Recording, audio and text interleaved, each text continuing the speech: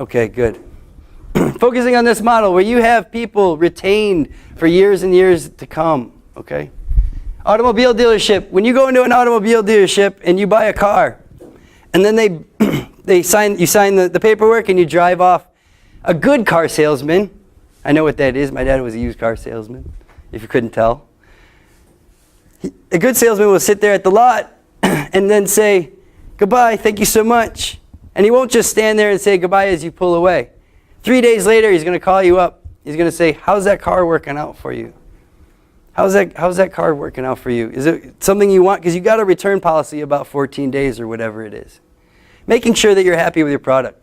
And then at first 3,000 miles, what does that good car salesman do? Calls you up and says, hey, just so you know, your car's up for an oil change. Why don't you bring it into the dealership? We'll take care of that.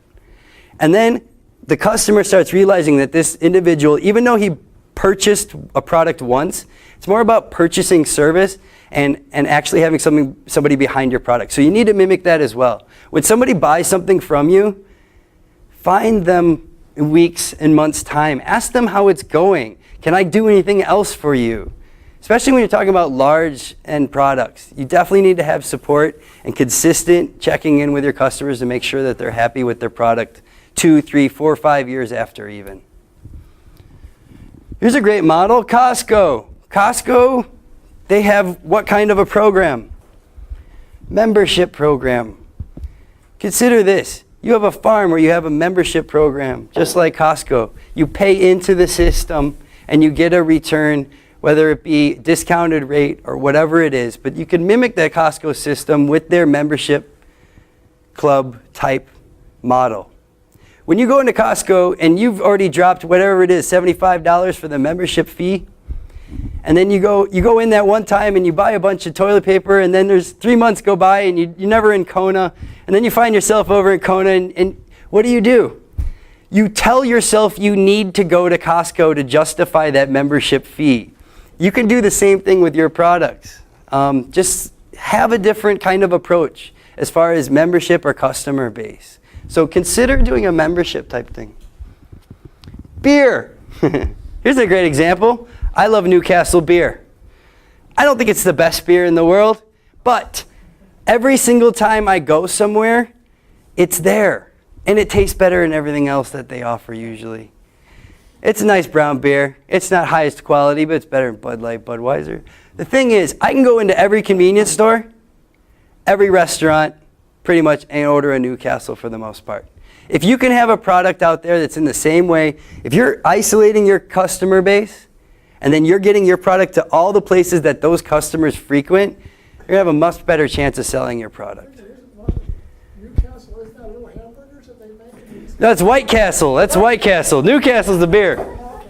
But my point is, if you have your coffee on every coffee rack over in Kohala, you're going to do well. Much better than if you have it in a rack on a farmer's market on a Saturday. See my point?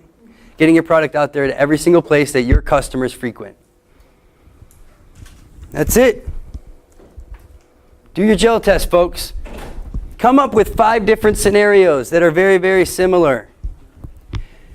I want a coffee company, and I'm going to do green bean. And I'm only going to produce green bean. That's an option. Coffee company where I'm going to do green bean and roast and package. That's another option. Green bean I'm going to roast and package, and I'm only going to sell in Hawaii. Another option. Another option, I'm going to roast and package, and I'm only going to export.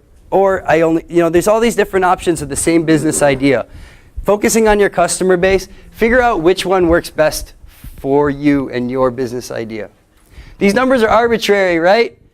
If I put great customers for idea 1, if I'm doing green bean, great customers, well, yeah, there's always going to be people that are out there buying green bean. Nobody's going to turn down selling bulk bean at a much reduced rate. So that's going to be much higher than if you were to say you were going to roast and bag, and you're going to use all your money on that, and you're not going to have too much money for other things other than at a farmer's market. So at farmer's market, great customers, I don't know, I'd give it more of like maybe a 20 out of 100. Whatever numbers you come up with, justify them with what I just talked about. Do they meet those criteria? And then give it some sort of number And then start scoring out your GEL test. Scenario testing is really the best way to go as far as figuring out if your business is feasible or not. And you do that by asking questions, asking every question you could possibly ask about your business before you go forward with designing your business. Come up with contingency plans, things that may go wrong, and focus on those. Okay? Stuart Nakamoto, everybody. Sorry to take up your time. I'm sorry, guys. That means you stay here tonight.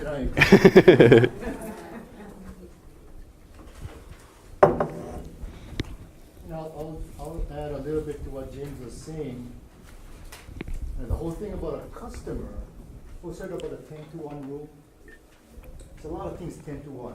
You got a bad customer, they're going to go out and they're going to tell 10 of their friends that your whatever it was sucked. You just lost 10. One, it'll take. So, I guess to just by taking off one person, you lost 10. The other way around is if you're going to get a new customer, you're going to probably have to look at 10 different people before one person's going to buy. So it's going to be easier to keep that one customer that you have rather than try to go out and find 10 new ones. So anyway, there's a couple of other places that it works, but that's the 10-to-1 rule. Did you find it okay? Uh-oh, I don't know. And I think this is the one. Okay, so anyway, today you should have had, how many handouts do we have today? A bunch of handouts. One should be basically with this cover. It's the pretty much copies of the slide, so you don't have to write too much what's on the slide.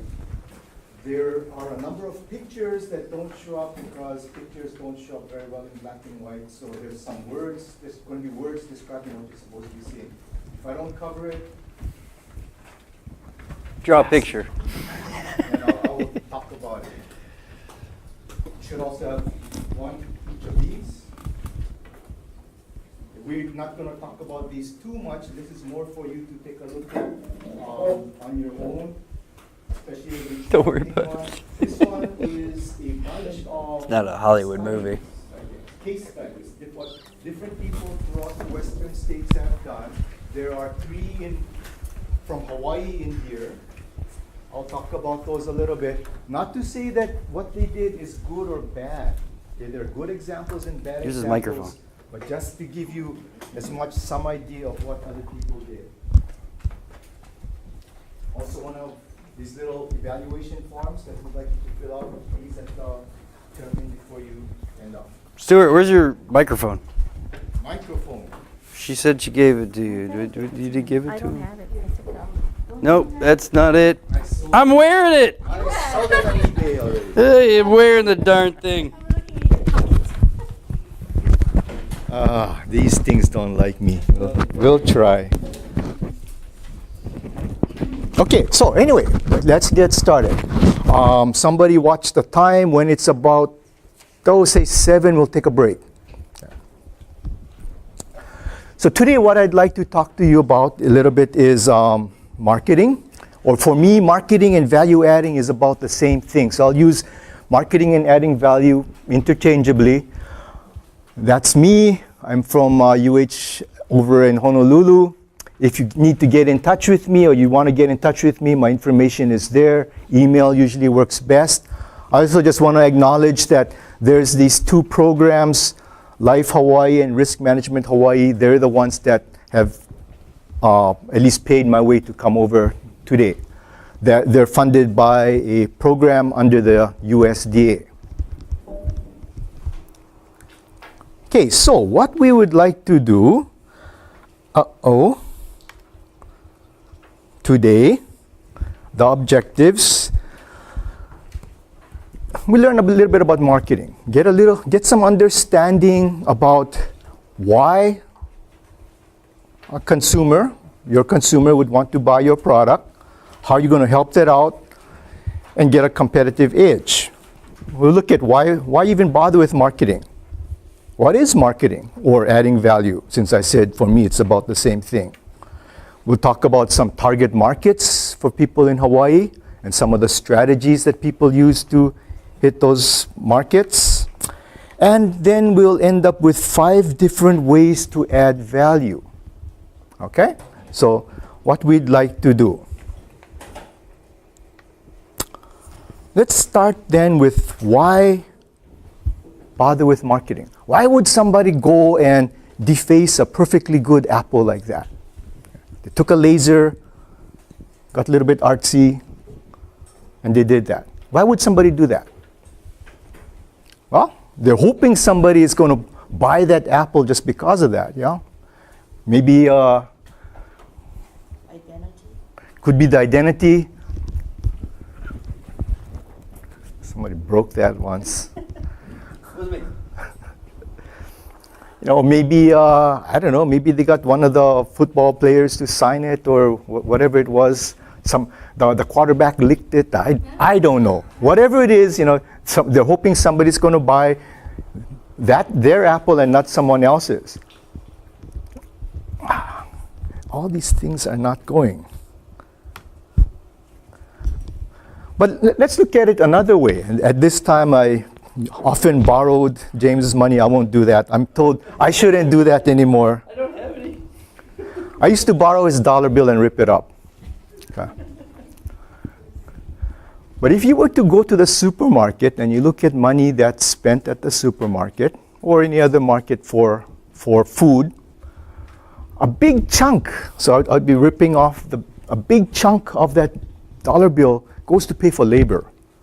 Then especially in Hawaii, another big chunk goes to pay for transportation and for electricity and packaging and profits and this and that and the other thing. Once you get to the part that goes to the farmer, typically around this much. Some years it's less, it's down sometimes to about 11, 12 cents. So if you're looking at becoming a grower, if you are a farmer, one of the reasons we might want to worry about marketing, or at least think about marketing, is because most of the money people spend goes to marketing and not to the farmer.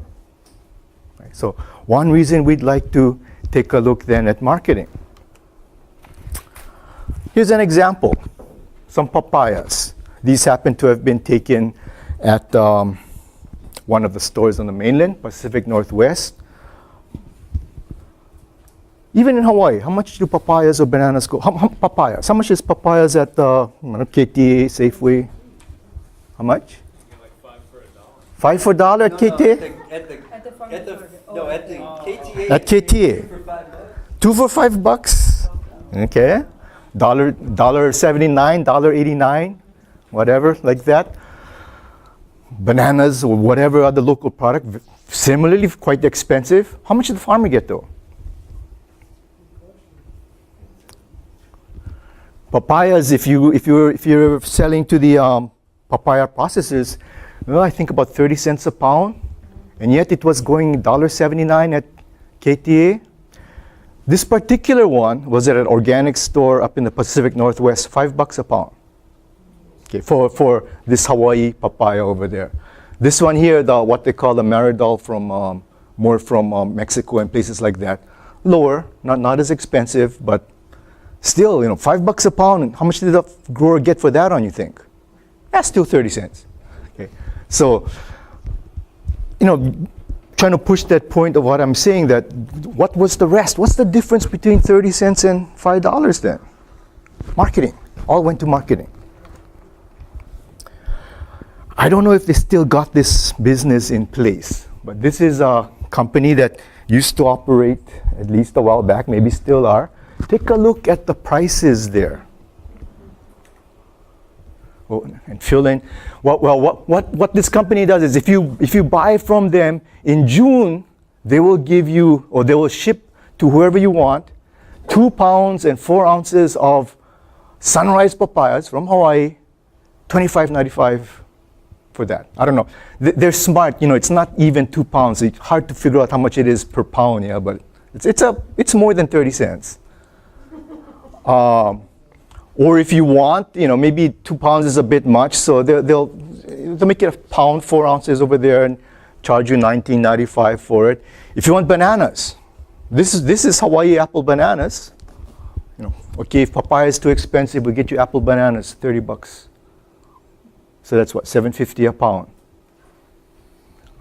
Pretty good pricing. Macadamia nuts, yeah, I have no idea what macadamia nuts. I know as a picker of macadamia nuts, I used to get $1.25 a bag. That sucked. But you look at that kind of the prices, yeah, again. So where's the difference again? Marketing. So that's what, if we take a look at this over time, this is kind of what it's trying to say too. This part on the bottom is what the farmer gets, the farm value, and the difference is the marketing. So if we go way back to about the time I was born, looks like, yeah, I mean, the farmer still didn't get a whole lot, but in terms of the total dollar, this might be what, about 25%?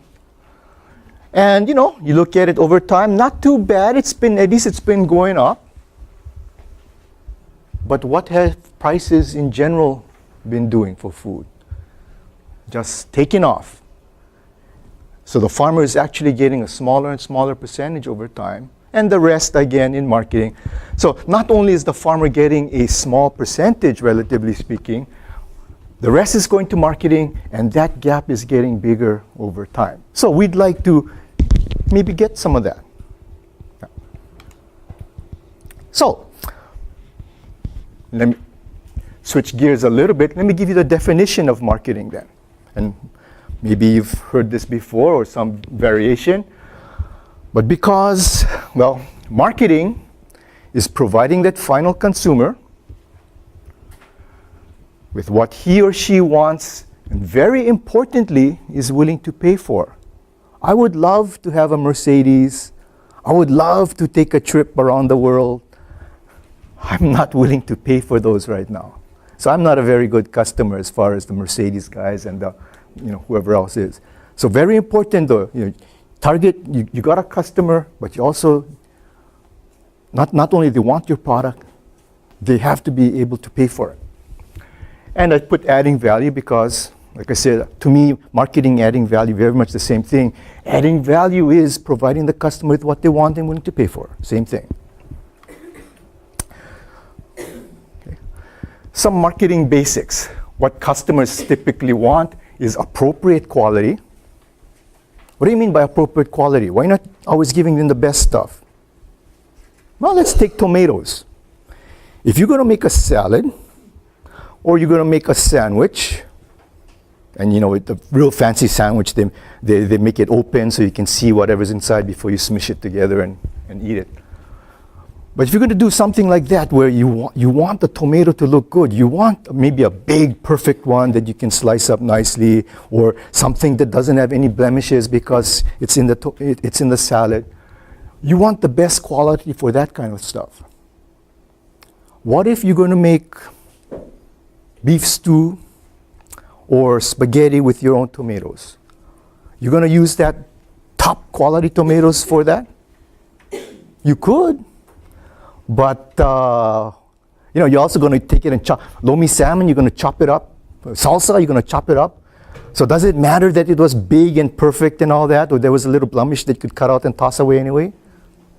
That for that purpose doesn't matter. So appropriate quality, depending on what it is the consumer wants that product for, you want the appropriate quality for that. And which may not be the highest price because of that, but it would be the appropriate price. Buyers or customers also typically want reliability, and by that we mean consistent quality. That means if I go today and it's ripe, I hope tomorrow it's ripe and sweet, and the following day it's ripe and sweet. Anybody here eat blueberries, like blueberries? You tried any of the blueberries recently in the store? The recent ones sucked? It depends. One of the nice things about blueberries is when you find blueberries in the store, there is no blueberries to compare it against. Trust me, they suck sometimes. And it's one of the problems with the blueberry industry. What they want to do nowadays is have blueberries available throughout the year.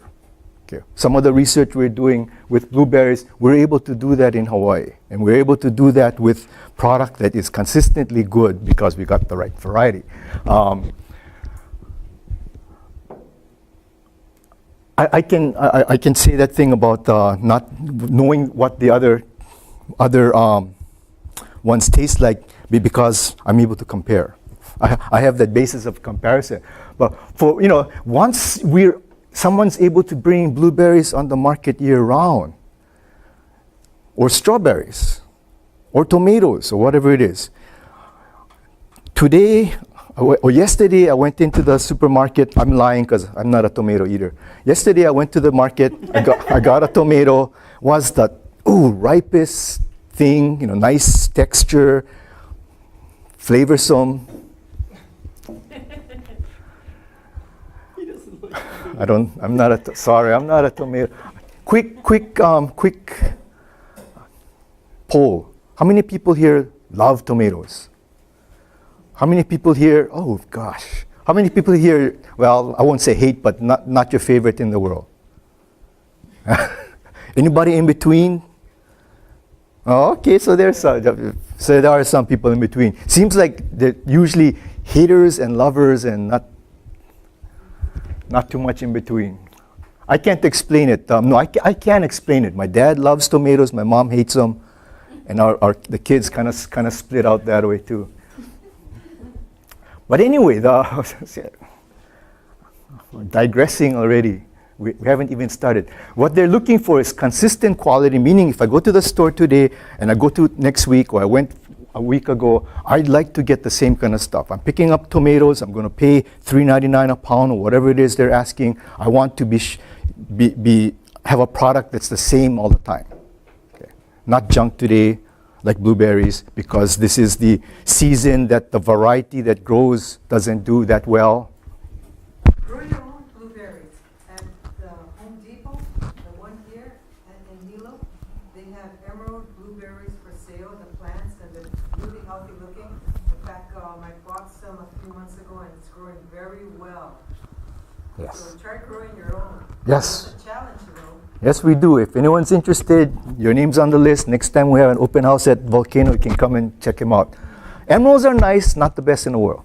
That part too. I used to eat tons of them in Alaska. So now I just go, I don't care. I don't just so It's like never sushi. mind. Like if I went to Chicago, my friend's like, let's go out for sushi, and I'm like, why would I do that?